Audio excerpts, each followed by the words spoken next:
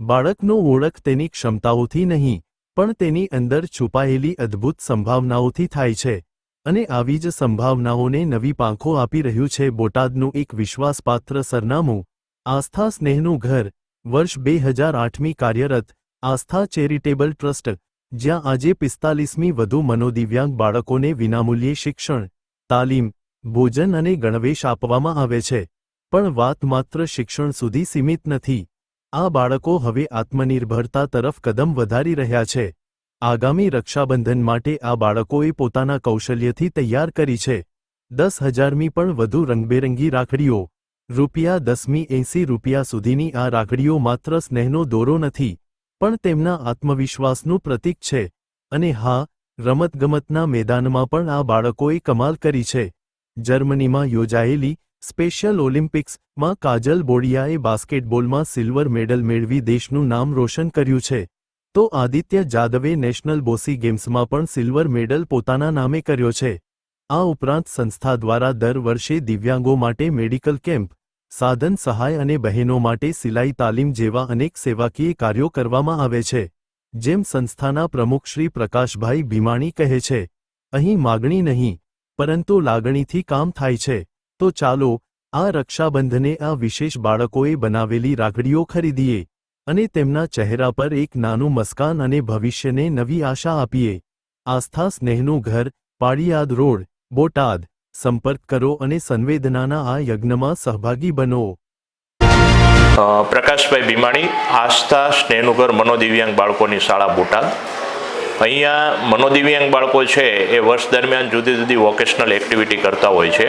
હાલમાં રક્ષાબંધનનો તહેવાર આવી રહ્યો છે, તો મનોદિવ્યાંગ બાળકોએ રાખડી બનાવે છે અને આ રાખડીનું બોટાદ શહેરની જુદી જુદી શાળા કોલેજો અને જુદી જુદી સંસ્થાઓ તથા સોસાયટીઓમાં તેનું વેચાણ કરવામાં આવે છે. રાખડીનું જે વેચાણ છે એનાથી બાળકોને પ્રોત્સાહન મળે છે અને એના દ્વારા જે કંઈ ઇન્કમ થાય છે એ સંસ્થાની પ્રવૃત્તિમાં વપરાતી હોય છે. અહીંયા હાલ 45 મનોદિવ્યાંગ બાળકો તાલીમ લઈ રહ્યા છે અને તેઓને સવારે 10 વાગે અહીંયા આવે છે અને સાંજે 4 વાગ્યા સુધી તાલીમ ચાલે છે.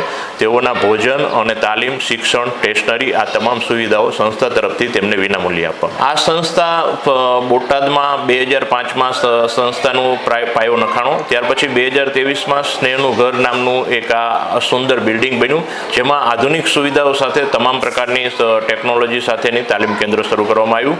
2023થી આ સંસ્થા ચાલે છે. સંસ્થાનો મૂળ પાયો એમાંથી શરૂ કરવામાં આવ્યો કે મનોદિવ્યાંગ બાળકો છે એ પણ સમાજનું એક અંગ છે અને સમાજમાં એને સ્થાન મળે અને સમાજ સાથે સંકળાય, એ સમાજની સાથે જોડાયેલા રહે, એના માટે એને શિક્ષણ, રોજગાર અને તાલીમ માટે આ સંસ્થા શરૂ કરવામાં આવી છે. સમગ્ર સંસ્થા છે એ દાતાઓના સહયોગથી બનેલ છે અને સંસ્થામાં આજે પણ બાળકોને વિનામૂલ્યે દાતાના સહયોગથી શિક્ષણ, તાલીમ અને રોજગાર અને બપોરનું ભોજન આપવામાં. આસ્થા સ્નેહનું ઘર બોટાદમાં જે તાલીમ લે છે મનોદિવ્યાંગ બાળકો, એનું ક્યાંક ને ક્યાંક એમને સારું પરિણામ પણ મળી રહ્યું છે. બોટાદ જિલ્લામાં વાત કરીએ તો અમારા માટે ગૌરવની વાત છે કે જિલ્લા પ્રશાસનના સહયોગ થકી સ્પેશિયલ ખેલ મહાકુંભનું આયોજન થતું હોય છે અને બોટાદ જિલ્લાને ગૌરવ અપાવતા આ ખેલાડીઓ રાજ્ય અને નેશનલ સુધી વિજેતાઓ બન્યા છે. ખાસ કરીને વાત કરીએ તો બોટાદની પાણવી ગામની દીકરી કે જેને સંસ્થાએ ટેકનિકલ સપોર્ટ પૂરો પાડ્યો, એ દીકરી જર્મનીની અંદર ઇન્ટરનેશનલ લેવલે બાસ્કેટબોલ સ્પર્ધામાં પોતે ભાગ લીધો છે અને બોટાદ જિલ્લાનું ગૌરવ વધાર્યું છે.